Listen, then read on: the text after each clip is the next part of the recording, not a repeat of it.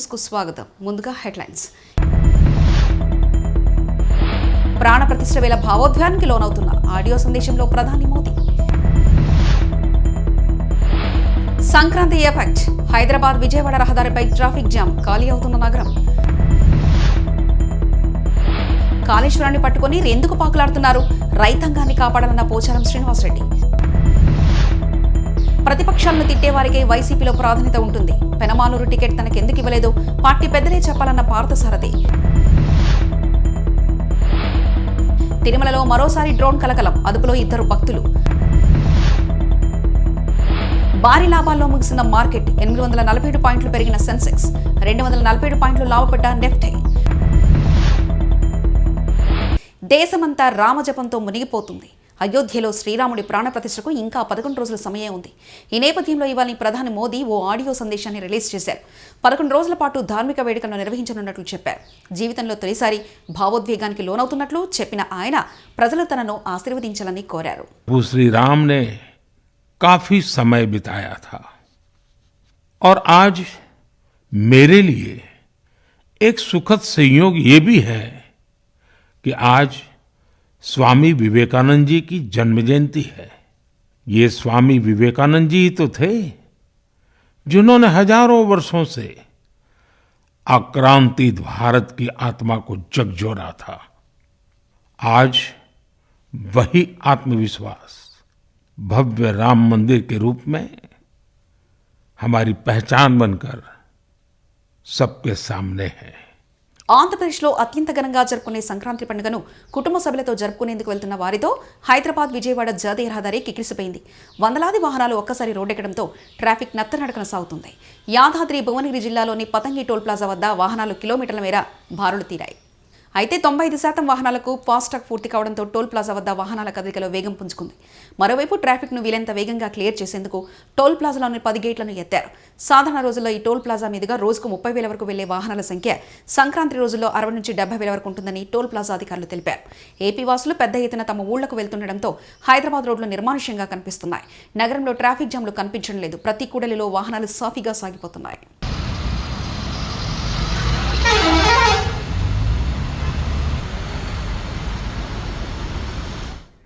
కాళేశ్వరం ప్రాజెక్టుపై విచారణ చేసుకోవచ్చని దానిని స్వాగతిస్తామని బీఆర్ఎస్ నేత పోచారం శ్రీనివాసరెడ్డి శుక్రవారం అన్నారు. కాళేశ్వర అంశాన్ని పట్టుకుని కాంగ్రెస్ ఎందుకు పాకులుతుందని, ఇంత పెద్ద నిర్మాణంలో చిన్న చిన్న పొరపాట్లు జరుగుతాయని ఆయన వ్యాఖ్యానించారు. కాళేశ్వరం నుంచి నీటి విడుదలపై కాంగ్రెస్ సాధ్యమైనంత త్వరగా నిర్ణయం తీసుకోవాలన్నారు. కాంగ్రెస్ ప్రభుత్వం వచ్చి 4 రోజులవుతుందని, కానీ వారు కాళేశ్వరం గురించి తప్ప రైతుల గురించి మాట్లాడలేదని విమర్శించారు. కాంగ్రెస్ ప్రభుత్వం రైతాంగాన్ని కాపాడాల్సిన అవసరం ఉందన్నారు.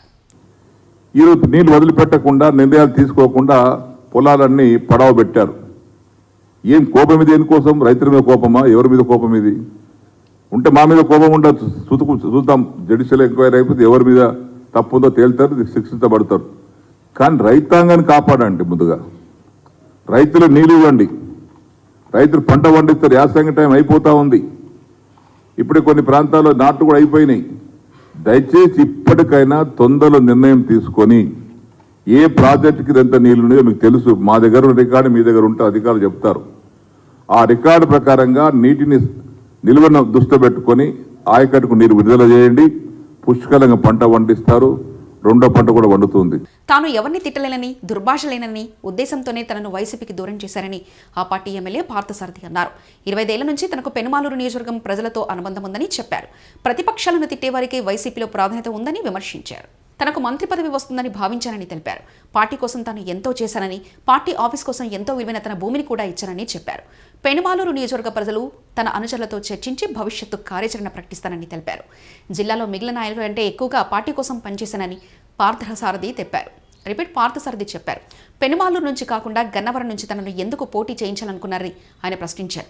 గన్నవరంలో తనని పోటీ చేయించి ఓడించాలనుకున్నారా, లేక పెనుమాలూరులో మరో బలమైన అభ్యర్థిని పెట్టి గెలిపించాలనుకున్నారా అని అడిగారు. పెనుమాలూరు టికెట్ తనకు ఎందుకు ఇవ్వలేదో పార్టీ పెద్దలు చెప్పాలని అన్నారు. తన సొంత నియోజకవర్గం పెనుమాలూరు నుంచి పోటీ చేయాలన్నదే తన కోరిక అని చెప్పారు. మరోవైపు ఈ సాయంత్రం టీడీపీ అధినేత చంద్రబాబుతో పార్థసారథి భేటీ కానున్నారు. ఈ సమావేశం అనంతరం టీడీపీలో ఆయన ఎప్పుడు చేరబోతున్నారనే విషయంలో క్లారిటీ వచ్చే అవకాశం ఉంది. తిరుమలలో మరోసారి నిఘా వైఫల్యం కలకలం సృష్టించింది. వివరాలకు వెళ్తే తిరుమల మొదటి గట్ రోడ్లో డ్రోన్ కెమెరాను కొందరు భక్తులు ఎగరవేశారు. 53వ మలుపు వద్ద డ్రోన్ కెమెరాతో వీడియోలు చిత్రీకరణ చేపట్టారు. కాజీపేట స్వయంభూ శ్రీ శ్వేతార్కమూల గణపతి దివ్యక్షేత్రంలో శ్రీ శ్రీ శ్రీ మాధవానంద సరస్వతి స్వామి, శ్రీ శ్రీ శ్రీ మధుసూదనానంద సరస్వతి స్వామి వారి ఆశీస్సులతో ప్రతి అమావాస్య చండీ హోమాన్ని ఈరోజు దశమహావిద్యలో ఒకటైన మహాలక్ష్మి స్వరూపమైన కమలాత్మికా జయంతి అవతరించిన రోజును పురస్కరించుకొని చండీ హోమాన్ని ప్రారంభించడం జరిగింది. ఈ కార్యక్రమంలో వేద పండితులు కల్లకుంట్ల ప్రశాంత్ శర్మ, ఆలయ అర్చకులు ఆనందపాటి మనోజ్ కుమార్, శివం మహారాజ్, రోహిత్ త్రిపాఠి, హరికృష్ణ స్వామి మరియు సిబ్బంది, మేనేజర్ లక్కారవి, పిఆర్ఓ మణిదీప్, సాయి తేజ, అరుణ్ కుమార్ రెడ్డి, శ్రీనివాసరావు, పద్మ తదితరులు భక్తులకు నిత్యన్నదాన ప్రసాద వితరణ చేయడం జరిగింది.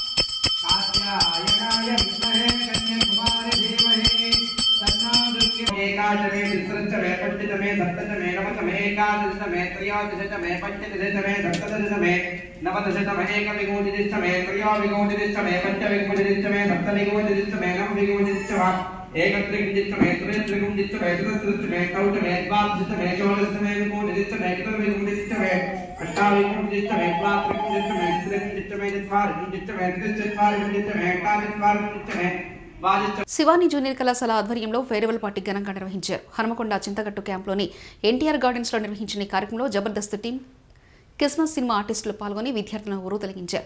ఈ సందర్భంగా కళాశాల సెక్రటరీ కరస్పాండెంట్ తాళ్లపల్లి స్వామి మాట్లాడుతూ విద్యార్థుల విజయానికి ఆత్మవిశ్వాసం ఎంతో ముఖ్యమైందో అదేవిధంగా ఆత్మవిశ్వాసానికి సాధన కూడా అంతే ముఖ్యమని తెలిపారు. విద్యార్థులు ప్రదర్శించిన సాంస్కృతిక కార్యక్రమాలు అందరినీ ఆకట్టుకున్నాయి. ఈ కార్యక్రమంలో కళాశాల ప్రిన్సిపాల్ చంద్రమోహన్, డైరెక్టర్ సురేందర్ రెడ్డి, రమేష్ రాజు, సంతోష్ రెడ్డి, మురళీధర్, సురేష్ తదితరులు పాల్గొన్నారు.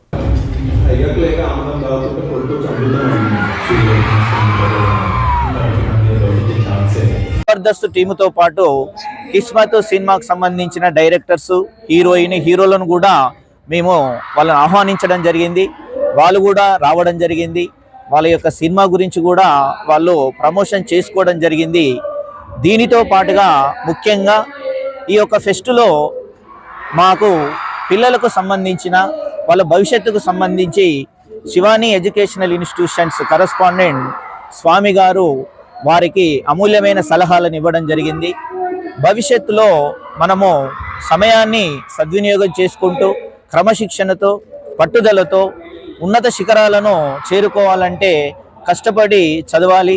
మనం కొన్ని త్యాగాలు చేస్తేనే మనకు ఫలితాలు అనేవి చాలా ఉన్నత స్థితిలో ఉంటాయని కూడా వారు వాళ్ళ యొక్క అమూల్యమైన సలహాలను ఇవ్వడం జరిగింది.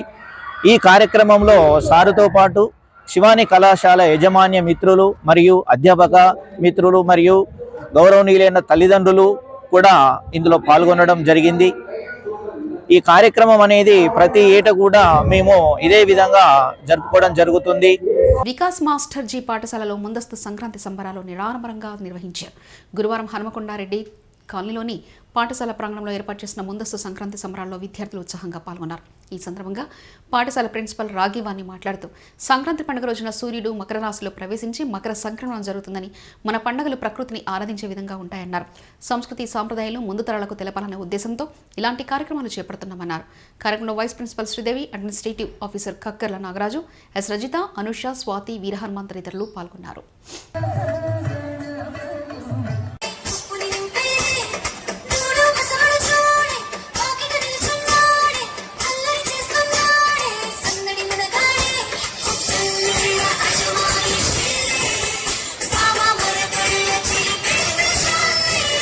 మహబూబాబాద్ జిల్లాలోని రామచంద్రాపురం కాలనీ 13వ వార్డులో వేలుపుల సత్యం నగర్ దగ్గర వైకుంఠ ధామాన్ని నిర్మించినట్లు వార్డు కౌన్సిలర్ బుజ్జి వెంకన్న తెలిపారు. సుమారు 3 ఎకరాల విస్తీర్ణంలో ₹1,15,00,000 ఈ శ్మశాన వాటికను అధికారుల ప్రోత్సాహంతో నిర్మించినట్లు ఆయన తెలిపారు. ఈ శ్మశాన వాటికలో 2 బర్నింగ్ ప్లాట్ఫామ్లను చెన్నై నుంచి తెప్పించినట్లు తెలిపారు. అలాగే పూజ చేసుకోవడానికి పూజ గది, వెయిటింగ్ హాల్, పురుషులకు స్త్రీలకు ప్రత్యేకంగా ఏర్పాటు చేసినట్లు, అలాగే కర్ర వేసుకునేందుకు ఒక హాల్ నిర్మించినట్లు, చనిపోయిన బాధతో ఈ వైకుంఠధామంలో అడుగుపెట్టగానే అన్ని బాధలు మర్చిపోయే విధంగా సుందరంగా ఓ చక్కటి పార్కును ఏర్పాటు చేసినట్లు తెలిపారు.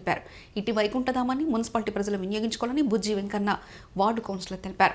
13వ వార్డులో వేర్పుల సత్యం కాలనీ దగ్గరలో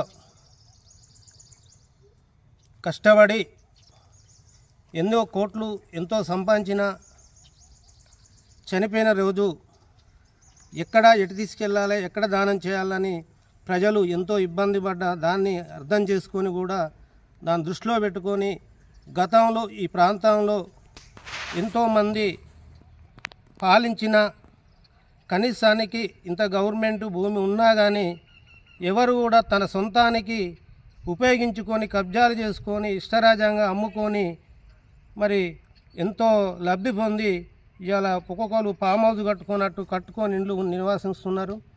మరి అలాంటిది కాకుండా ఒక మనిషిగా భూమి మీద పుట్టి ఒక మనిషికి మనిషి చేదోడు ఆదోడుగా ఉండాలనే ఉద్దేశంతో ఆ రోజు ఎంఆర్ఓ గారిని దగ్గర పోయి, సార్ మాకు ఇట్లా ఇబ్బంది ఉన్నది, మాకు కొంత స్థలం కావాలంటే వారు దాదాపు ఇక్కడ కొద్ది గొప్ప 3 ఎకరాల స్థలాన్ని మాకు కేటాయించడం జరిగింది. దాన్ని గవర్నమెంట్ మా మున్సిపాలిటీ ఇంజనీరింగ్ అధికారుల దృష్టికి తీసుకెళ్ళిన తర్వాత వాళ్ళు దీనికి ₹1 కోటి కూడా శాంక్షన్ చేయడం జరిగింది. ఆ తదుపరి ఈ ₹1 కోటి సరిపోవట్లేవు అన్నాక కూడా మళ్ళీ ఒక ₹15 లక్షల శాంక్షన్ చేసి 2 బర్నింగ్ ప్లాట్ఫామ్లు, ఒకటి పూజా గది, ఒకటి కర్ర వేసుకుంటానికి చనిపోయిన వాళ్ళకు కర్ర వేసుకుంటానికి ఒక hall, toilets, bathroom ladies and gents, ఒకటి వెయిటింగ్ హాల్, ఒకటి వాచ్మెన్ రూము. అదే కాకుండా దీనికి పవర్ ఇబ్బంది ఉన్నది. ఇంకా ఈ ప్రాంతంలో రోడ్స్ ఇంకా క్లియర్గా ఎట్నుంచి చేయాలన్నది ఆలోచించుకొని దాన్ని ఎమ్మటే కమిషనర్ గారిని మా చైర్మన్ గారి దృష్టికి తీసుకెళ్తే ₹2,60,000 సోలార్ పంపు, బోరు కూడా వేసి ఇలా మొత్తం కూడా ట్యాంకులు, సంపు, నల్లాలు పెట్టి చెబిర్లు పెట్టి కూడా అంతా శుభ్రంగా చేసుకోవడం జరిగింది. అయితే ఇక్కడికి మహబూబాబాద్ జిల్లా వడ్డెర జాతి ఆశాకిరణం వడ్డే ఓబన్న 217వ జయంతి వేడుకలను జిల్లా బీసీ సంక్షేమ శాఖ ఆధ్వర్యంలో కలెక్టరేట్లో ఘనంగా నిర్వహించారు. ఈ వేడుకలకు ముఖ్య అతిథిగా జిల్లా కలెక్టర్ అద్వైత్ కుమార్ సింగ్ హాజరై ఓబన్న చిత్రపటానికి పూలమాలలు వేసి నివాళులర్పించారు. ఈ సందర్భంగా ఆయన మాట్లాడుతూ అట్టడి వర్గాల అభ్యున్నతి ధ్యేయంగా పోరాడిన యోధుడు వడ్డే ఓబన్న అని, ఓబన్న పోరాట పటిమల స్ఫూర్తిగా తీసుకుని ప్రతి ఒక్కరూ తమ ప్రాంతం అభివృద్ధికి కృషి చేయాలని కోరారు. ఈ కార్యక్రమంలో వడ్డెర సంఘం రాష్ట్ర గౌరవ అధ్యక్షుడు గుంజా హనుమంతు, జిల్లా అధ్యక్షుడు సంపంగి రామచంద్రు, రామదాసు, సంపంగి పరశురాం, దర్గయ్య, సంపత్ పాల్గొన్నారు. ఆయన చరిత్ర నుంచి స్ఫూర్తి తీసుకొని మనం కూడా మన ఊరు, మన జిల్లా, మన రాష్ట్రానికి అభివృద్ధిలో భాగస్వామ్యం అవుతామని నేను ఆశిస్తున్నాను. మీ అందరి సహకారం కూడా దాంట్లో కోరుకుంటున్నాము. ఈరోజు ఒక చాలా పవిత్రమైన, ఒక చాలా ఇంపార్టెంట్ మన రాష్ట్ర స్థాయి దాంట్లో ఒక దివసం ఉంది. మనమందరం ఈరోజు కూడా ఒక సంకల్పం తీసుకొని మనం మన స్థాయిలో ఉన్నప్పటికీ కూడా మనం ఎట్లా ముందుకు వెళ్ళాలి, మన జిల్లాకి, మన దేశానికి, మన రాష్ట్రానికి ఎట్లా మనం అభివృద్ధిలో భాగస్వామ్యం అవ్వాలి. ఈరోజు సంకల్పం తీసుకొని జిల్లా స్థాయి నుంచి ఏదైనా సహకారం ఉంటే మేము కూడా సిద్ధంగా ఉన్నాము. మేము కూడా మీ అందరికీ సహాయం అందే విధంగా ప్రయత్నం చేస్తాము. ముఖ్యంగా అంత గొప్ప మహానుభావ దివసం ఈరోజు. సో ఆయన చరిత్రను డైలీ గుర్తించి డైలీ అక్కడి నుంచి స్ఫూర్తి తీసుకొని డైలీ మనం మన పని మీద కూడా అదే స్ఫూర్తితో మనం పని చేయగలిగితే ఆయన సిద్ధాంతానికి మనం నిలబడి కట్టుబడి ఉంటాము. దేశీయ స్టాక్ మార్కెట్ ఈరోజు సరికొత్త రికార్డులను నెలకొల్పాయి. ఆల్ టైమ్ గరిష్ట స్థాయిలను తాకాయి. అంతర్జాతీయ మార్కెట్లో సానుకూలతలు, ఐటీ షేర్లలో కొనుగోలు మద్దతుతో భారీ లాభాల్లో ముగిశాయి. ఈరోజు ట్రెండింగ్ ముగిసే సమయానికి సెన్సెక్స్ 847 పాయింట్లు పెరిగి 72,568కి చేరుకుంది. నిఫ్టీ 247 పాయింట్లు లాభపడి 21,894 వద్ద స్థిరపడింది. ఇవి బులెటిన్ విశేషాలు. చూస్తూనే ఉండండి.